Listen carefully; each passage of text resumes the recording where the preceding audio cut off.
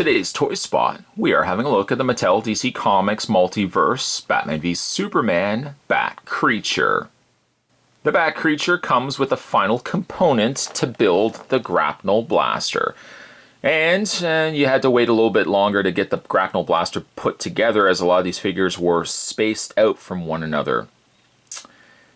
Yeah, the Bat Creature. Looking forward to getting this guy out of packaging. He does, again, come with the last component, so we'll finally at least be able to put it together. The Grapnel Blaster, I'll show you what it looks like. Spin around the back of the package, though. The completed blaster looks like this. That's what it looks like right there. Down below, the other figures available were Superman, Batman, Wonder Woman, Battle Armored Batman, Lex Luthor, Nightmare Batman, the Bat Creature, and Aquaman. Spot's going to take a break and get this opened up, and when we come back, not only are we going to have a look at the Bat Creature, but we're finally going to have a look at the Grapnel Blaster completed. There's more heading your way, guys. Don't go anywhere. Don't go anywhere. Stay tuned. Now, just before we have a look at the Bat Creature, let's have a look at the final component that was needed to build the Grapnel Blaster. This looks like almost a rotating chamber that would have been attached to the front. In fact, let's get the Grapnel Blaster out. Actually, just got it over here. This is what we have to work with so far. I've done my best to kind of put together everything that I could put together, and this is the Grapnel Blaster so far. Let's take the front section here, which I guess just goes like this, attaches to the front like that. Then we can go ahead and add this piece, which goes right underneath. I should have really attached this later, but that fits in like that. And that's pretty much it. That's your Grapnel Blaster right there. Now, of course, you can incorporate other things to it. In fact, you can take off one of these little hooks here, open up the claws, and that fits just on the underneath, just like that. Okay? Or what you can also do too, if you had a chance to pick up the unmasked Batman or the recolored Superman, you would also get these as well. One is more of a grapnel line shooting out. One looks like it's being shot out more so from compressed air. And again, any one of those will just plug into the bottom there, and you've got the Grapnel Blaster. I don't mind the Grapnel Blaster. Don't get me wrong. I feel, though, as a collector, I would have been more interested in a Doomsday, like a Build-A-Figure Doomsday, rather than these little components that could build us this. That being said, though, it looks good. Like, it looks complete. If there was a way to detach it, and I don't think there is, a way to detach it from this base here, where you could just carry it around. I mean, if it doesn't bother me all that much, I might ultimately just take all the bottom section off. Just find a way to pull it right off, even if I end up damaging it. Like there's a screw on the underside. I could probably, hold on a second. Let's see if we can get a screwdriver going here.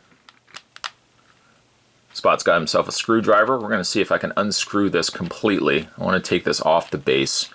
I think that's one thing that's taking me out of the equation of actually liking this, because I feel like it's got this big pesky screw attaching it to the base. Maybe if I can actually take the base completely off, where it's a free wielding. See, I took the screw out. It doesn't seem to still come out. Hold on a second, hold on. Try as I might, this is really on here. I might just ultimately break it right off. They really wanted to make sure that kids aren't going to be walking around holding this Grapnel Blaster. I've probably destroyed the base. That's okay. If anything, I'm probably going to continue to take this completely off so I can at least have it loose.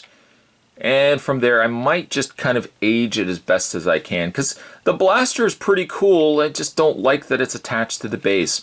Ultimately, I would have been much happier with a Doomsday. I'm not disappointed by the Grapnel Blaster, but just by having it stuck on this base all the time, I just don't like that. So what would I rate, not that Spot really rates these things anymore, but what would I rate the blaster? The blaster, I would probably, out of 10, give it maybe like a 7. I don't hate it. I wish it would have been a figure rather than this. But taking this off, I think, is going to really change things, and I might try to find a way to kind of give it a more realistic paint job. Because I think looking at it in hand and holding it in hand, it looks pretty cool. Just, I don't know. I think I'm torn. Part of me really likes the blaster just from a role-playing end of it. I don't like the base, though. But the other part of me wishes we got a figure instead. So mileage may vary. Let me know, guys. Let me know down below what you think of the grapnel blaster. You think it was a good idea? You think it was a bad idea? Do you wish that you had gotten Doomsday instead? Let me know down below. As for the Bat Creature, getting him out of packaging, I kept the legs exactly how you see it when you get out of packaging. The feet actually should be curved around, giving us something that looks more like this. And you can slightly extend out the legs also, giving us this. From there, there's a little bit of assembly as well, as he does come with a pair of wings that have to be attached. But unfortunately, the wings have no posability. I get that the wings don't fold out. I understand that end of it. But I wish if anything, they had a little bit of a ball joint, something that you could attach the wings and maybe just move them a little bit. This is pretty staction. Once it's pegged in, it ain't going anywhere. As for the figure itself, if I can be completely honest, as cool as the figure looks, like if I saw just this figure and I didn't know what it was from, I would think, okay, you know what, that's a pretty cool looking figure. Kind of looks like a slight vampire, kind of Bram Stoker designed creature. I think that's kind of cool. Telling me, though, it's actually from a Batman v Superman line in which we could have got other characters instead of this. This, to me, seems like we didn't know what else to throw into this, so we just kind of... We didn't make up a character, but by the same token, we made up the idea of throwing in just a character from... You could have picked anybody from the movie if you're going to incorporate something like this. Boys love monsters. Boys love things like this. But I don't know. I don't feel like this figure is going to sell in stores. This is going to be a peg warmer. Probably like the Luthor. It's going to be a peg warmer that nobody is going to buy. One big problem I have with the figure is that you can't really arch its head up. It's always kind of in a looking down position because the hair doesn't go any further back than the spine here. You can bring up the torso to kind of compensate for that. But the figure just doesn't look like it stands the right way. The legs also slightly tease you because they do have hinges, but even like the knees don't hinge any further forward than what you see right here. They don't stay straight. So the legs are always going to be in a curved, bent formation. And then you can just bend the legs based on that. As you could probably guess it, standing him can be a little problematic because there's really no proper way to get his feet to stand. In fact, bending the feet around was almost the smartest route to go because at least you've got somewhat of a flatter surface to base him or to stand him on. Slight little bit of discoloration also in the lower legs, more of a slightly purple dark gray, which also carries over to the hands, and the slight areas around his neck. How does it stack up to other figures? Well, let's bring in, like, there's Superman. Again, it's a lot bigger of a figure, but it's cheating because the figure's also always in a bent formation that you really don't see the full potential of how tall a figure like this could have potentially been. As another comparison, I guess a more accurate comparison, they're the Bat Creature next to Batman.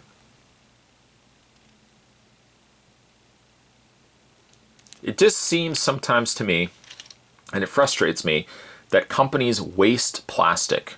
They waste plastic, and then they'll turn around and say, well, hey, guys, we got to increase the prices of our figures because they just weren't selling. Yeah, they weren't selling because you picked bad options. Bat Creature maybe not have been an option I would have gone with. I like the curled up wings. That's at least a nice touch. This to me seems like something I could probably customize into something else, but I would not display it ever as a Bat Creature. If anything, it would be, I'd probably tell people if they ever saw it, hey, that's a cool looking figure. What's that? Oh, it's a vampire. Oh, it's a pretty cool looking vampire. It doesn't read Batman v Superman to me. that if you wasted the time and the plastic to create something like this, and even for that matter, the Bat grapnel gun, why couldn't they have incorporated this into a Doomsday, a much bigger Doomsday? If anything, give us even less figures. And keep the Lex Luthor, which, again, there he is right there, figure we've already had a look at. Keep him in the mix and only do 7 figures. And then all the plastic and stuff, I just dropped my knife, all the plastic and stuff that you used or would have used for this guy, put him towards a Doomsday. I would have loved a Doomsday. This guy, I like him for the wrong reasons. I like him as a figure. I just don't like him as a Batman v Superman figure that had to be bought in order to finish a grapnel blaster I honestly didn't want. By the way, for your posability on the Bat creature, his head is on a ball joint.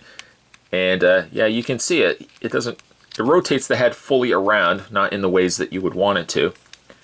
The upper torso is on a ball joint. The wings, again, have absolutely no posability whatsoever. They're completely staction. The arms rotate all the way around. They also hinge out. There you go. They rotate out. No bicep swivel, just a single hinge on the elbow. The forearm also does rotate on the elbow at least. A full rotation on the hands. Nothing on the waist. Forward and back motion on the legs. At least you can get splits going on the creature, not that you would want to. A swivel on the top area of the thigh. A very deceptive knee joint, which does almost absolutely nothing. This could have been easily just one piece and not incorporate a hinge, because you're almost at this point just teasing people. He at least has a hinge on the lower leg, but dog creatures, bat creatures that always have this hinge, you never quite know how to properly pose the legs. And then finally, he's got a full hinge on the lower 2 feet, which again doesn't really give much in the way of a footprint for the creature to stand properly.